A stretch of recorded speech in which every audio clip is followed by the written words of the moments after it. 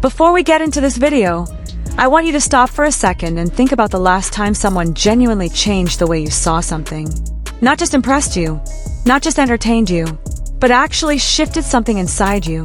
The way you think, the way you move, the way you understand what's possible. That kind of person doesn't come around often. In music, in art, in any creative field, that kind of person might come around once in a generation. Maybe less. Now imagine you are a K-pop trainee.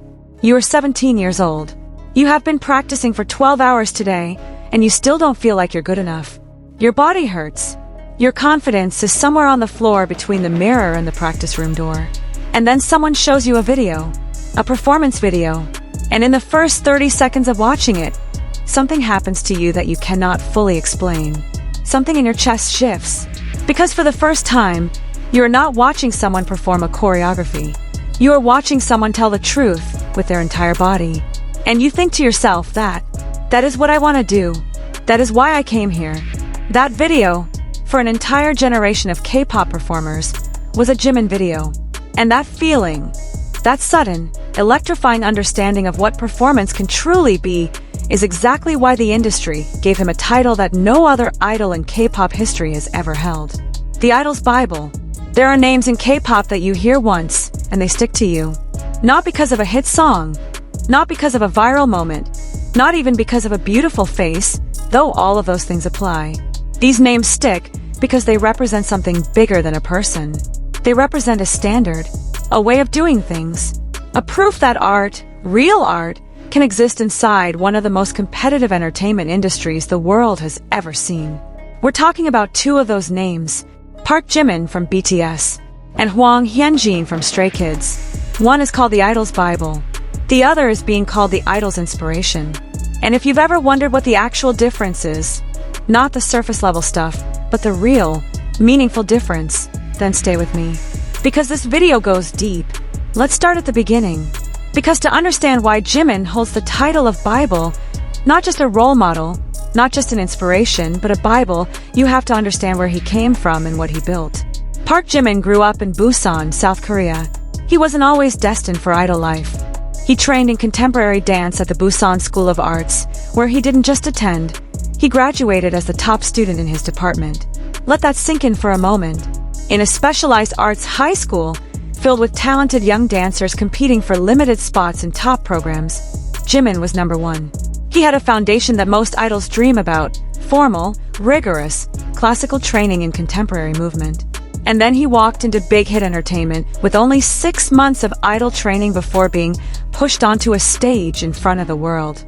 That combination, elite dance training meeting the raw hunger of an underdog, is what made Jimin's first few years inside BTS so extraordinary to watch. While most idols were still figuring out how to command a stage, Jimin was already having conversations with it.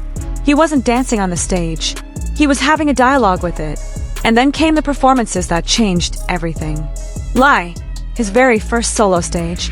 In a world of K-pop where catchy beats and synchronized choreo were the standard currency, Jimin showed up with a contemporary dance piece, so theatrical, so emotionally layered, so technically demanding, that it felt like a different genre entirely. He wasn't chasing what was popular. He was creating what was necessary. He was making art, and the industry noticed. Not just fans. The idols themselves noticed. NIK from ENHYPEN, himself a trained dancer and one of the most technically gifted performers of his generation, covered Jimin's Lie as part of his own training journey. In his own words, quote, "It has a contemporary dance-like movement that is similar to jazz dance, and it makes me feel good whenever I dance to it. I developed a desire to show a cool side like Jimin Sunbeam." That's not a fan talking. That's a professional performer explaining how another performer shaped his aspirations. Kazuha from LE Seraphim, who came to K-pop from a background in classical ballet, one of the most elite forms of dance training on the planet, said this about Jimin. "I used to only know ballet. I became interested in K-pop because of BTS's Jimin." He also majored in contemporary dance. That statement alone tells you so much. Here is a classically trained ballerina who crossed over into K-pop's chaotic, hyper-commercial world. And her gateway was watching one man prove that contemporary artistry could live and breathe inside an idol stage. The list goes on. Wooyoung from ATEEZ, Huane Kai and Byungju from TXT, Jae from Enhypen, and yes, Hyunjin from Stray Kids, the very person we're about to talk about in depth. Every single one of those names is a top-tier, internationally recognized performer. And every single one of them has named Jimin as a formative influence. When the winners are looking up at someone, when the people who already have the trophy still consider one person their North Star, that person isn't just an idol anymore. That person is a Bible. But here's what separates Jimin from every other technically gifted performer who has ever stood on a K-pop stage. Technique, in the hands of most performers, is the destination. You train, you refine, you execute. And if you execute perfectly, you are considered great. Jimin understood something that very few artists ever truly grasp, that technique is not the destination. Technique is the vehicle. The destination is truth. Watch any of his solo performances closely, and you will see it. There is always a moment, sometimes subtle, sometimes devastating, where the choreography stops being choreography and becomes confession. A tilt of the head that says something his lyrics cannot. A pause in his movement that holds more weight than any beat drop could. An expression that crosses his face so quickly you almost miss it. But if you catch it, it stays with you for days. That is not something you can teach in a practice room. That is the product of a person who has spent years asking themselves the hardest question any artist can ask. Not am I good enough, but am I being honest enough? And the answer, every single time Jimin has stepped on a stage, has been yes. Completely, uncomplicatedly, courageously yes. He has never given an audience a performance that felt safe. He has always given them something that cost him something. And that willingness to pay the emotional price of true artistry, every single time without exception, is the final and most important reason why the industry doesn't just call him great. They call him the Bible. So what exactly does it mean to be a Bible in this context? Think about it literally for a second. A Bible is not something you read once and put away. It's a foundational text. It's something you return to at different stages of your life and find new meaning in each time. It's something that doesn't expire. The work Jimin has created, from Lie in 2016, to Serendipity in 2017, to Filter in 2020, to Promise, to Set Me Free Part 2, to Like Crazy, and to Who, each of those is a chapter that idol performers will be studying for decades. Not because they want to copy it, but because they want to understand what it feels like when a human being puts everything they are into a single moment on a stage. And beyond the artistry, there's the proof of concept. Jimin became the first Korean solo artist to debut at #1 on the Billboard Hot 100 with Like Crazy. He participated in the soundtrack of Fast and Furious 10 as the first Korean artist ever to do so. His album Muse surpassed 3.8 billion streams on Spotify. These aren't just personal achievements, they're proof to every idol watching that artistic integrity and commercial success are not mutually exclusive. That you can be exactly who you are, make exactly what you believe in, and still reach the highest peaks the global music industry has to offer. Now, let's talk about Hyunjin. Hwang Hyunjin's story begins very differently from Jimin's. There was no dance school, no contemporary arts curriculum, no years of formal training before being discovered. Hyunjin was scouted on the street by a JYP Entertainment agent while shopping with his mother during his 3rd year of middle school. He had no dance background whatsoever. And 2 years later, just 2 years, he was standing on a stage as a debut member of Stray Kids. What happened in those 2 years, and in the years that followed, is one of the most remarkable transformation stories in K-pop history. Because Hyunjin didn't just learn to dance. He developed a language, a movement vocabulary so specific, so personal, so completely his own, that watching him on stage feels less like watching a choreographer's vision executed, and more like watching a painter paint in real time, except the canvas is the air around him and the brushstrokes are his limbs. In December 2025, Hyunjin uploaded his very first Instagram reel, a behind-the-scenes dance practice video from his acclaimed solo stage at Mama 2025. Shot in black and white, it showed him moving through his performance with an almost eerie level of control and intentionality. Every extension, every pause, every breath. Within hours, the video had crossed 10 million views and 1.7 million likes. And here's the detail that really matters. Among those who liked and engaged with the video were artists, designers, and creative directors from completely outside the K-pop world.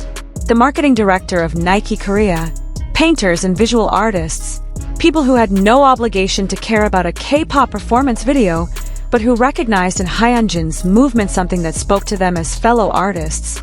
That is the moment you know you're dealing with something beyond genre. That is the moment when K-pop idol becomes too small a container for what someone is actually doing. And Hyunjin himself has always understood that his art doesn't begin and end on stage.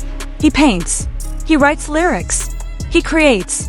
Through his brushstrokes and his words, he explores themes of vulnerability, identity, and emotion, the exact same themes that live in his dancing. His artistry is not compartmentalized.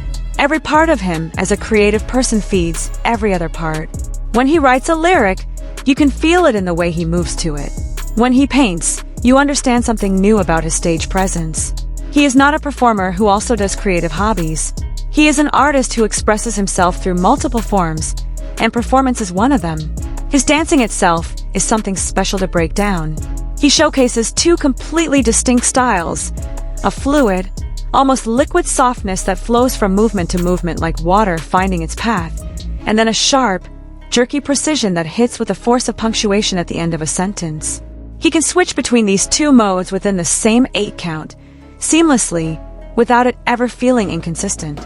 That is not a technical skill you can acquire in 6 months of training.